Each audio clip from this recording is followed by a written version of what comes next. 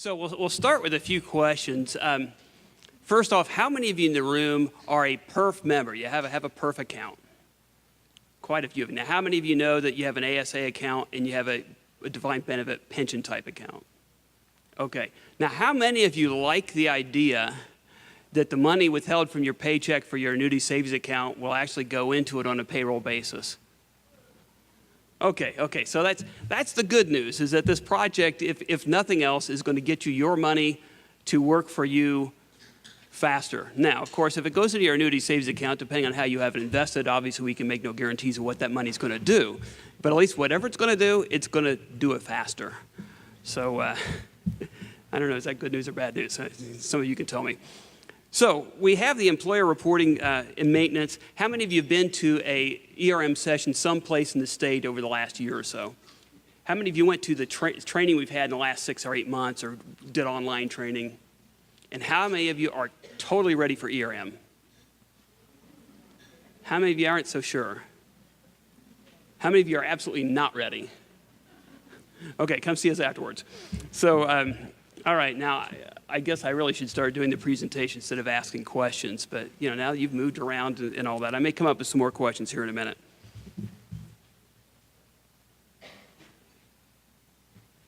Okay, so where does ERM fit into the process? First off, you may be aware that PERF and TURF, and now we're MPERS. We've been at the Association of Indiana Counties. We exhibited there and a few other places to talk to you about us. And as people walk by, they see MPERS, and I say, okay, so how's your PERF account? And they say, oh, PERF. So MPERS is PERF, MPERS is TURF. But you may be aware that the Teachers Retirement Fund and the PERF system merged, but we were working on this project together a long time before the merger. And what we did with what is now MPERS is we first off got a new, modern, up-to-date financial system so we can keep track of that money and manage our accounting and finances in a good, efficient manner. The next thing you may recall, particularly if you have an annuity savings account, is that in July of 2010, we went live with a service that allowed you to log on, which you've been able to do for a number of years, into your account. And you've actually were able to see daily valuation of your annuity savings account. And you could make trades and adjustments to your asset allocation on a daily basis. Now, how many of you were watching your annuity savings account in, say, October, November, December of 2008? Okay. Now, a lot of us didn't want to look. But that was at a time before this daily valuation went online.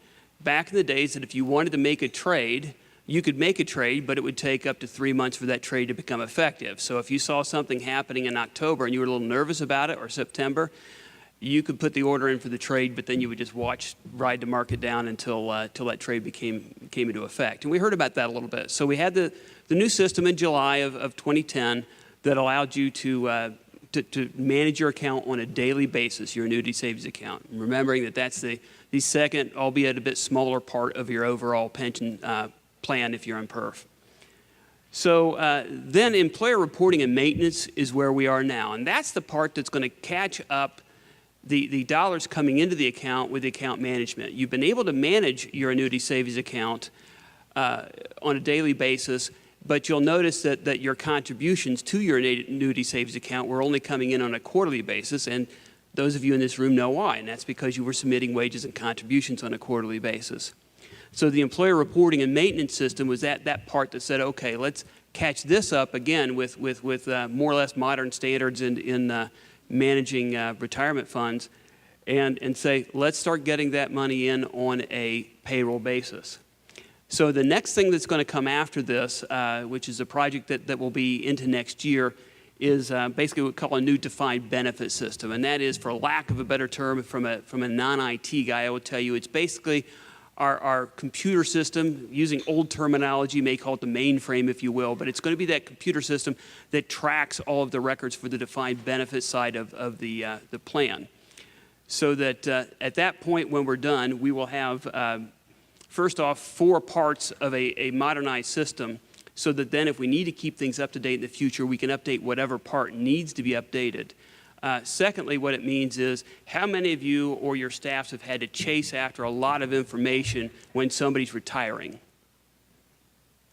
There's a lot of that. Oh, you got to go look in microfilm. You got to go down to the basement of the courthouse where anybody would really rather not go, and find records that are damp and have been down there a long time. What this system will do is this system is going to eliminate a lot of that. So there'll be a lot less data and information chasing on your part. The records will be up to date and current. And the other thing then is if anybody in this room is thinking about retiring in the not so distant future, what this is going to do is it's going to speed up our ability to get you an accurate and rapid retirement. You may recall, if you've been around for a few years, that back 6 years or more ago, we said, if you want to retire from PERF, boy, we want the application in 6 months ahead of time.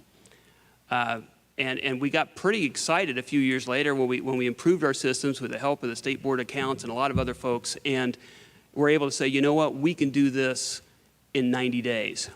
And that's where we are now. But the question is, how can you make it faster than that so that people say, I'm going to retire, I shouldn't really want to wait 90 days to get my first check. And that's what this system is going to allow us to do, is see how quickly we can get through this and get retirements done more quickly, more efficiently, without headaches for all of you.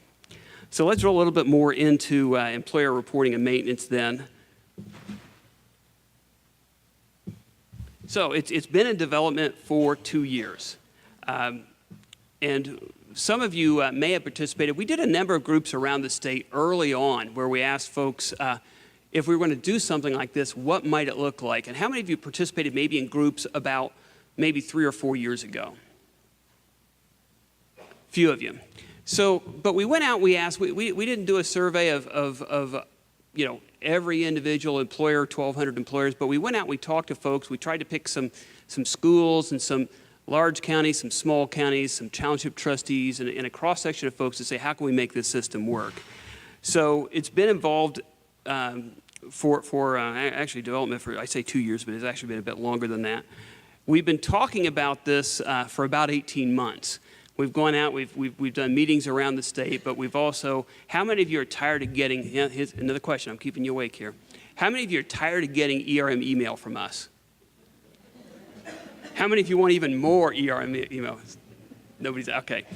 So for 18 months, we've been phone calling you, we've been sending you emails, we've been sending you postcards, we've been sending you certified mail, inviting you to webinars, getting you into online training and all that, trying to do our very best to say that if the process of converting is not easy, we at least want to make it as simple as possible. So that's what we've been trying to do for the last 18 months or so. And in the last 8 months in particular, we rolled out a lot of training. And you'll notice that the training involved both some on-site training, some webinars, some just reading online training, and those sort of things. And the reason we did that was because we did a survey of all the employers that we were involved with on both the turf and the perf side and said, what kind of training do you want? And the answer we got back was yes. We thought maybe they'd say, okay, all in-personal training or all webinars. But people wanted something of everything. And so we said, if this is going to be a big deal to implement, let's try and have as many different types of training format as we can to say, however you learn, we want to tap into that learning style. So how many of you have been to the website and seen something like this? A few of you. Yeah, I'm going to see how many times we can raise our hands in the next 3 hours.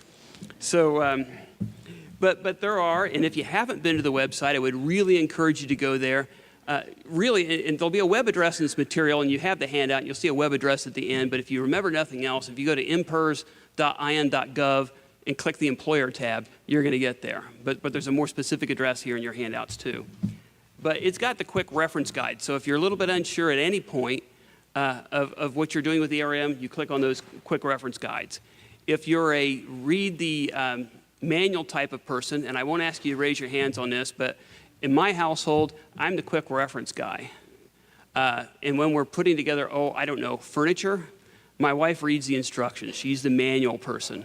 And fact, she pointed out to me the other day when I said the coffee maker we bought that was new wasn't working. She pointed out it did work, but it was because I didn't read the manual. So some of you in here are manual readers, and that is a good thing.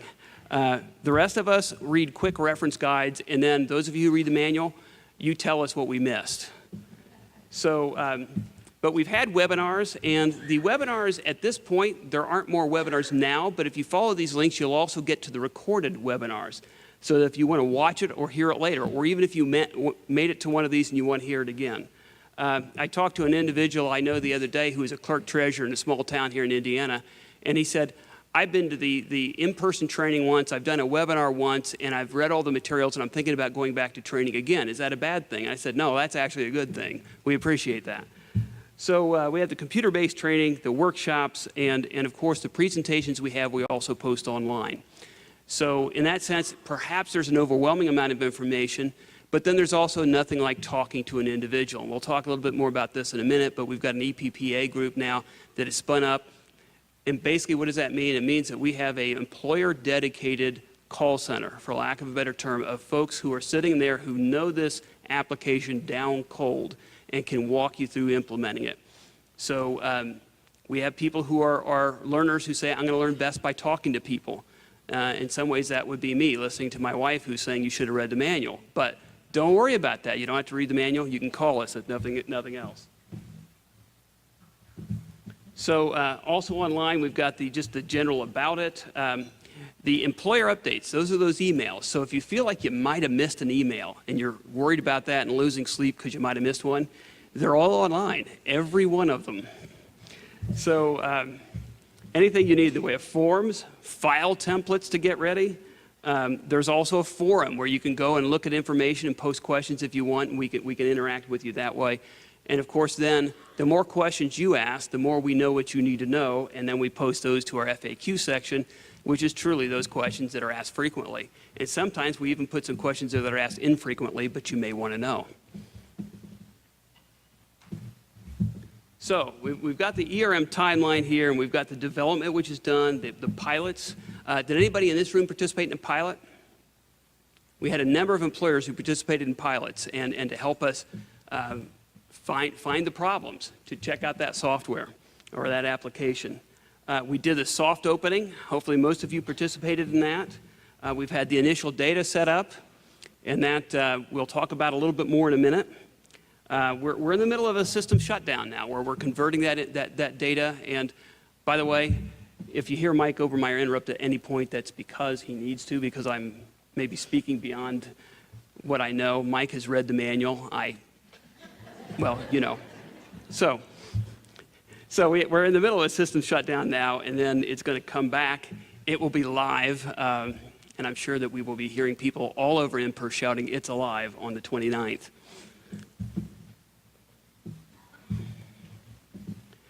So we've also got an action response team, and that is a team that is focused on saying, we know that the unexpected is going to happen, or you're going to need help in something, or there's going to be a problem someplace in a go-live of this nature.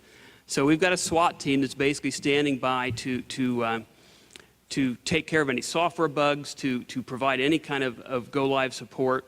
They provided a lot of the pre-ERM assistance, wage and contribution submission assistance, available by phone, email, on-site, as needed. And basically, when you call in now, the team that is going to handle that is Mike's team. And they are, I've already, again, had an individual I know who's a friend of mine for a number of years, clerk treasurer, called me and said, you know, they're doing a great job. And this is from somebody who will also call me if they're not doing a great job. So I think that generally speaking, it's new, but if you have questions, give them a chance, because I think that they can really help you. So again, EPPA, post-goes-live support, dedicated service team just for employers. In the past, if an employer's needed help, they would call our call center, and they would get the report, the help they need, but maybe they wouldn't get it as quickly as they wanted, or from somebody who is dedicated to just answering employer questions. So again, wage and contribution information, member-specific questions, fund-specific questions. They're there to answer whatever questions you have in interacting with IMPERS, or with PERF, or with TURF. So, employers should have logged on to confirm demographic data, payroll calendars, add contacts and users, and bank information. If you haven't done that, actually, I hate to tell you this, but if you haven't done this, you're going to get another email from us. If you have done this, you won't. So if you haven't done this, you'll get an email from us, and what that email is going to say is, hey, let us help you. We're going to help you and do what we can. Give us a ring, get a hold of us, and let us help you get you set up in this system. So it's not going to be hopefully too panicky an email, but saying, you know what, we're going to help you get it right. And if you have some barriers or whatever, we can work through those. You can't report into in-person until those steps are completed. So if you're somewhere in that stepping process, of course, you're not going to be able to do it this week. But give us a ring, get in the queue, get ready to get this fixed. And Mike and his team can tell you how we can get you through that for that go-live date. So October 29th, that's the submit and pay any payroll that occurred between the data setup and go-live dates. Submission can be done on a payroll basis in sequential order. And there's an example there with the initial data setup, the go-live, and the missed payrolls.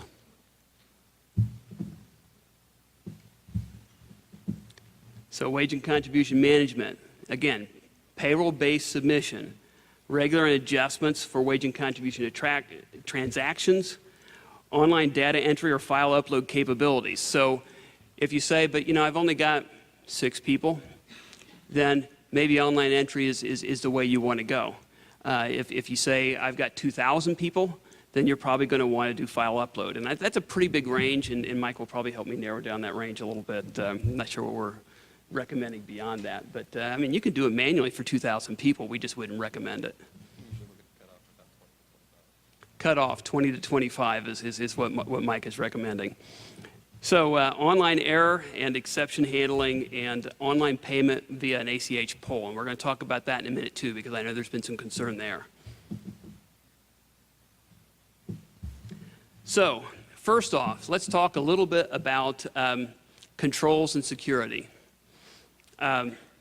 This information, your banking information, is masked on our end for in-person staff users.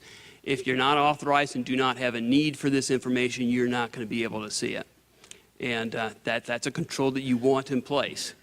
From your end, the access to the system is going to be roles-based access that are roles that you grant to the staff that have access to this. So you set the rules. We don't set the rules. So if you don't want to give somebody access to information, you don't have to. And again, our EPPA can help you in setting that up. Also, we are only going to pull those authorized amounts from the account that you have authorized us to pull it from. So in that sense, and that's driven by the data that you have entered, and the system will calculate and say what is going to be withdrawn, and that's what we'll do. So only an amount that you authorize for payment, never more. We will not go back to a bank account until the process for payment button within ERM is clicked. So you're authorizing it, you're making that click. The issue here is what you all want to hear, and that is no surprises. We don't want to surprise you. And there's a number of reasons why we don't want to surprise you, but one of those is when we surprise you, you're not happy. And when you're not happy, you call and you let us know you're not happy, and we don't like that. We want you to be happy. And then if you're happy enough to call us and say thank you, that's okay. So what about overpayments? Is there a possibility that there could be an overpayment? And the answer is yeah, there could be an overpayment. The system is designed to prevent over and underpayments. The payments are calculated in real time based on information submitted by the employer. That would be you. You authorize a specific amount. But we were talking about this in our organization saying we've set up a system that really tried to make it virtually impossible to make an overpayment. But we said what type of scenario could result in one? And one is that if for whatever reason, particularly when you're getting started, you authorize the payment by ACH and then accidentally also send us a check for the same amount. And but the bottom line, if there is an overpayment, then that's applied as a credit to your next report. So that as you go into the next report, the calculations take place, and it says how much money do you owe, and it takes into account that credit that you've had. So if there's an error in the data submitted to us, which could happen, the system is also designed so you can correct that data. And when you correct the data in the system, if that results in a credit, then the same thing happens. There's a credit in the system, and then the very next payroll, when you're submitting your information, it's going to calculate it and take into account that credit. So, are you still concerned about overpayments? Some of our employers, as controls on their end, have said, you know what we're going to do?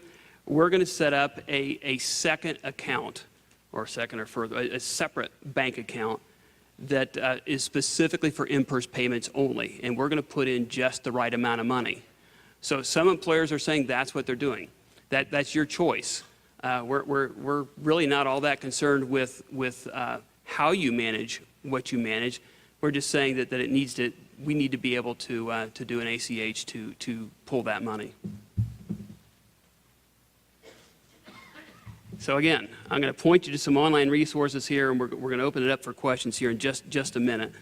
But again, go online, www.in.gov/impers/erm.htm, or if you want, just in.gov/impers and click on the employer tab, and you will get all this information. How else to contact us? We keep talking about this EPPA group. Just think of it as your personal assistant, your group of people that are dedicated just for employers at IMPERS. And again, there's an email address there. Send an email. Call us, toll free. Visit the website for training, file specs, etc. And again, what I'm saying is everything I'm hearing is that the EPPA group is really doing a knockout job of helping employers. Call us and test us. And is that okay with you, Mike? Yeah, he's saying it's great. Hard to wind that one back, isn't it? So, yeah, call us. And if we can help, we want to help.